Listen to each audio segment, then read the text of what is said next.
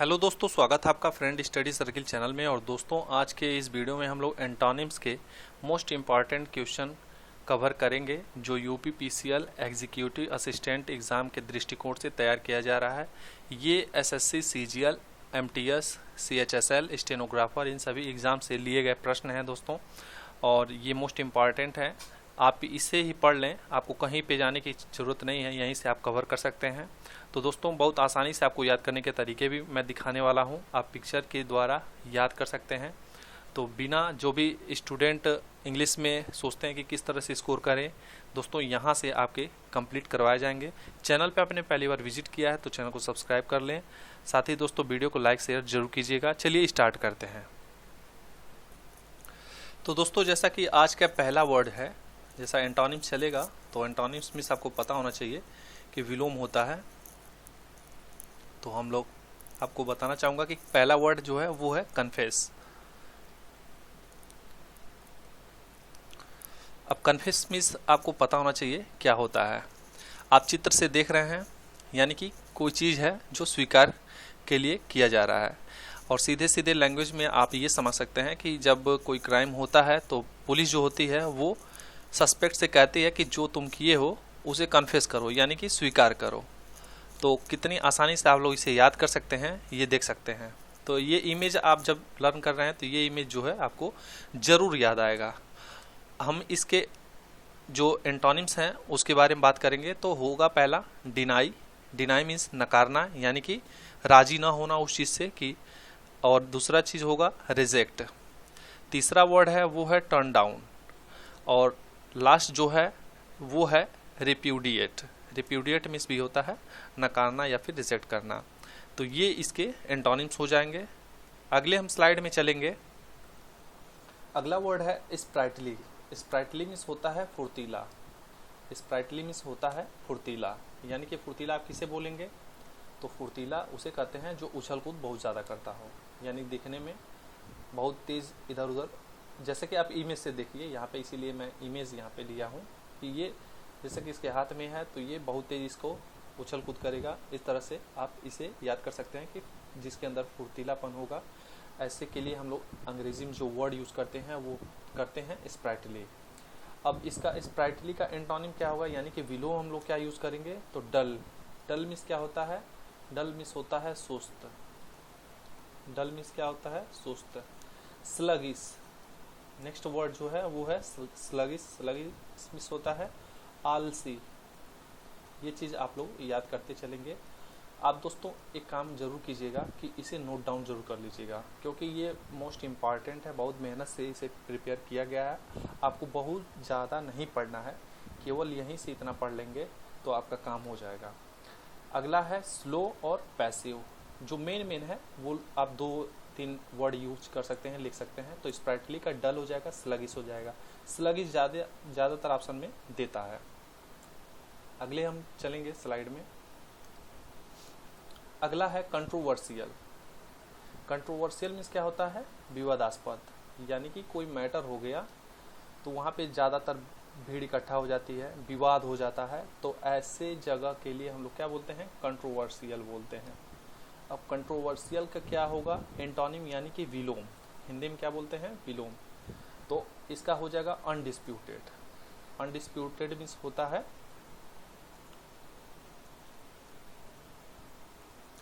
अविवादास्पद, यानी कि जहां विवाद ना हो। अनडिस्प्यूटेड वर्ड का आप लोग याद करेंगे। और जैसा कि मैं यहाँ पे इन दोनों का भी मीनिंग बता देता हूँ। अनचैलेंज इसी का सिनोनिम्स हो जाएगा। इंडिस्प्यूटेबल इसी का सिनोनिम हो जाएगा, लेकिन कंट्रोवर्शियल का ये जो है विलोम हो जाएंगे। अनडिस्प्यूटेड, अनचैलेंज और अनडिस्प्यूटेबल। इस फिगर को देखकर आप लोग याद जरूर कीजिएगा। अगला वर्ड है नरिश। नरिश मीन्स क्या होता है? तो नरिश मीन्स होता है पोषण, यानी कि जो भी चीज़ें विटामिन की चीज़ें आप लोग खाते हैं, जैसे बॉडी में किसी चीज़ की कमी है, किसी विटामिन की कमी है, तो उसके लिए आपको क्या ज़रूरत है? पोषण की। पोषण एक चीज़ से बनता नहीं है, उसमें सारी चीज़ें होती हैं। फ्रूट हो जाएंगे आपके, जैसा कि इमेज से आप देख सकते हैं कि नरिश है ये, और ये इसमें बहुत सारी चीज़ें हैं जो शरीर के लिए पोषण का काम करेंगे। अब इसका विलोम क्या होगा? तो विलोम होगा स्टार्व, हंगर और फेमिस। जैसा कि हंगर का आपको पता है कि भूखा होता है, और इसी के ये तीनों जो हैं सिनोनिम्स हैं, स्टार्व और फेमिस। अगले स्लाइड की तरफ हम लोग चलते हैं। अगला है डिसिक्रेशन। डिसिक्रेशन मीन्स क्या होता है? तो अपवित्रता या फिर अनादर। जैसा कि आप इस इमेज के थ्रू देख सकते हैं कि कोई झंडा है और इसको जलाया जा रहा है। किसी देश का जो है फ्लैग है, नेशनल फ्लैग ही होगा।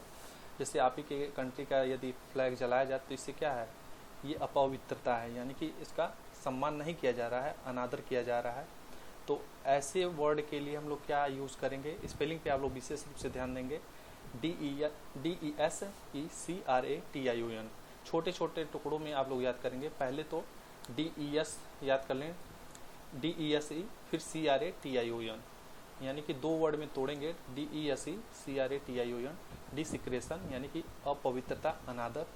अब उसका जो विलोम होगा वो होगा वनरेशन। वनरेशन मीन्स क्या होता है? सम्मान, आदर। अब इसी का सिनोनिम क्या हो जाएंगे? डिवोशन, कल्टिज्म, एडोरेशन, ये सारे इसके सिनोनिम्स हो जाएंगे। लेकिन डिसिक्रेशन जो वर्ड है, इन सभी के जो एंटोनिम होंगे ये चारों वर्ड हो जाएंगे। डिवोशन हो जाएंगे, कल्टिज्म हो जाएंगे, एडोरेशन और वनरेशन हो जाएगा। तो सम्मान का यहाँ पे असम्मान वर्ड भी हम लोग यूज कर सकते हैं, आदर और अनादर वर्ड यूज कर सकते हैं विलोम के रूप में। अगले स्लाइड में हम लोग चलेंगे। अगला वर्ड है यील्ड। यील्ड मीन्स होता है समर्पण करना।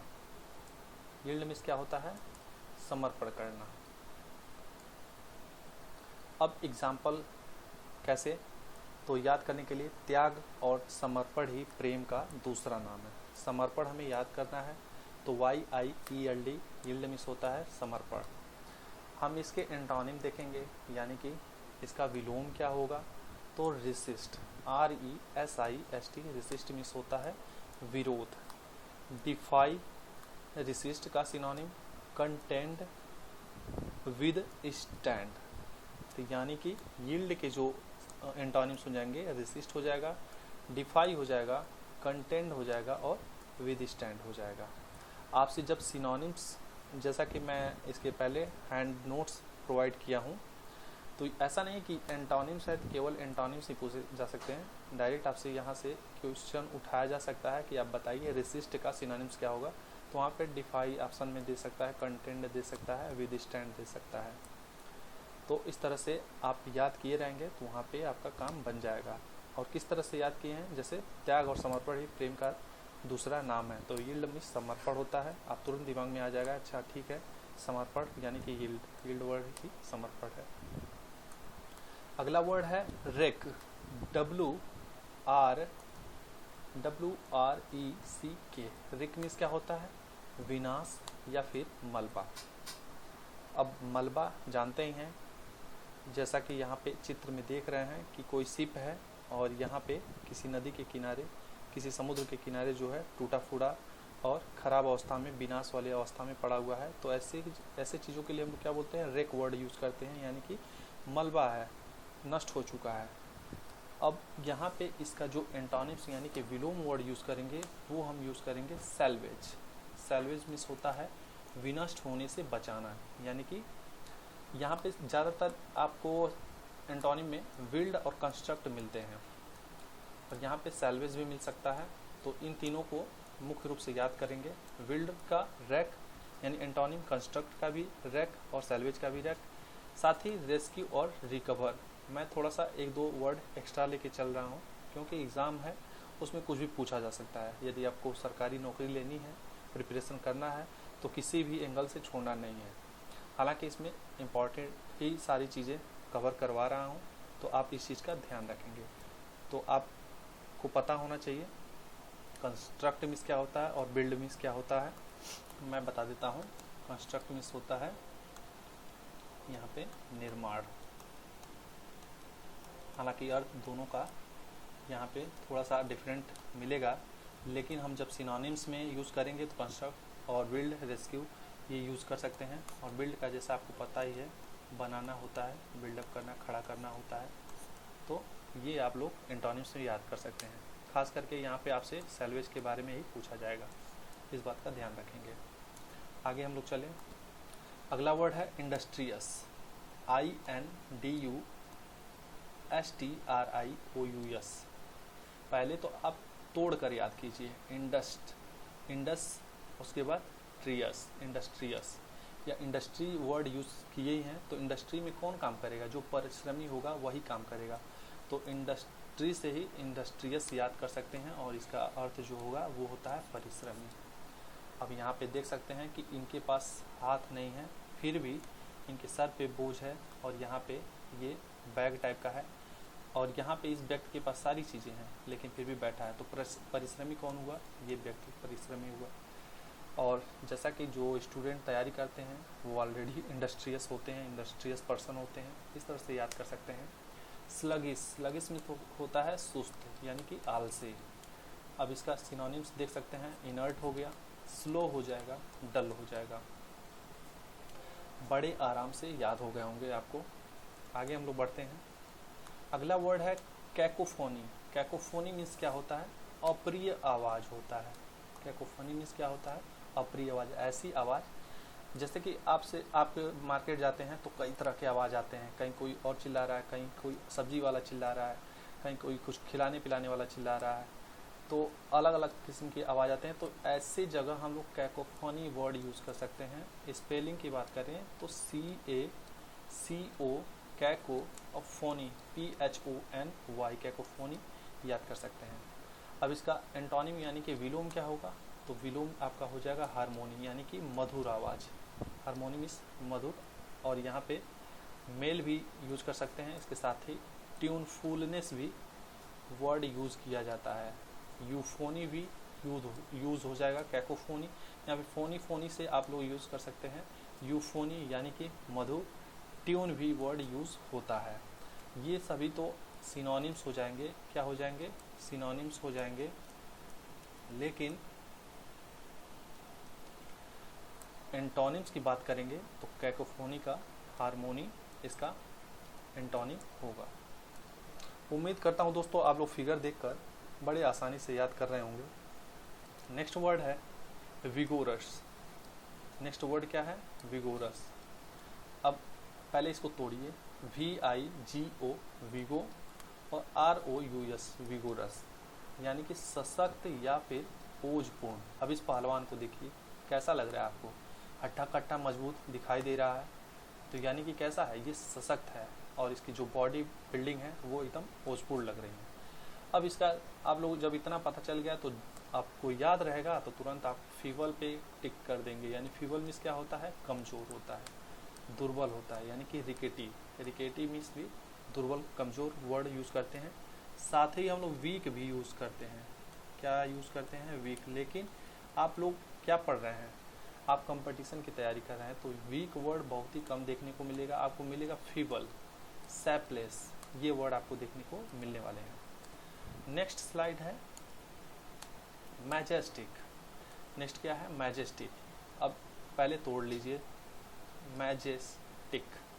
पहले मैजेस से याद कर लीजिए, या MEJES या फिर TIC मैजेस्टिक हो जाएगा, या फिर सीधे MEJES TIC मैजेस्टिक याद कर सकते हैं तोड़कर। और इस तरह से भी मैजेस्टिक मीन्स क्या होता है कि यहाँ पे देख सकते हैं सीधे एक होटल है, होटल मैजेस्टिक, यानी बहुत ही प्रतापी भव्य है।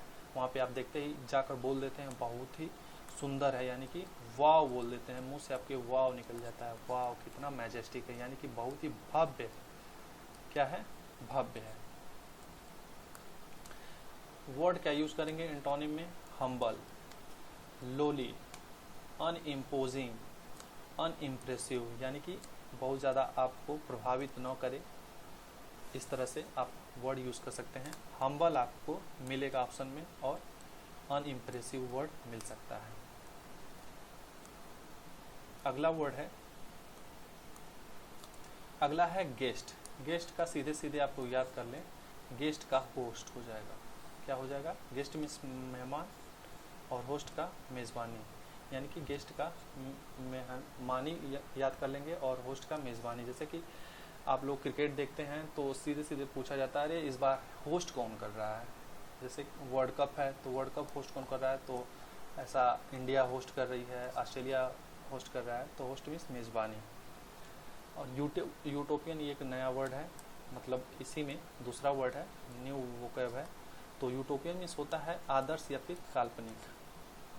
तो इसका क्या होगा, यानी कि आप वैसे ही दिवस अपने में खोए हुए हैं, काल्पनिक रूप से देख रहे हैं, इसका प्रैक्टिकल हो जाएगा, यानी कि सीधे तौर पे आप अपने हाथों से उस चीज़ को करें प्रैक्टिकल से, जिसे हम क्या बोलते हैं कि प्रयोगात्मक बोलते हैं, वर्ड यूज करते हैं प्रयोगात्मक, ठीक। रियलिस्टिक यानी कि वास्तविकता, ये वर्ड हम लोग यूज करते हैं। प्रैग्मेटिक का वही हो जाएगा, यानी कि प्रैक्टिकल, प्रैग्मेटिक का ही सिनोनिम्स है। तो ये तो सिनोनिम्स हो गए, और ये यूटोपियन आपका और प्रैक्टिकल एक दूसरे के एंटोनिम हो गए। तो दोस्तों वीडियो बहुत ज़्यादा बड़ा हो जाएगा, थोड़े थोड़े समय में आप लोग 15 मिनट में 16 मिनट में देख सकते हैं, और उम्मीद करता हूँ आपको ये जो वर्ड दिए गए हैं याद हो गए होंगे। एग्ज़ाम आते आते बहुत सारे आपको वर्ड याद हो जाएंगे। मिलते हैं किसी अगले टॉपिक पे, तब तक अपना ख्याल रखें। Take care, bye bye. ये सीरीज़ कैसी लग रही है आप कमेंट बॉक्स में ज़रूर बताएं। धन्यवाद।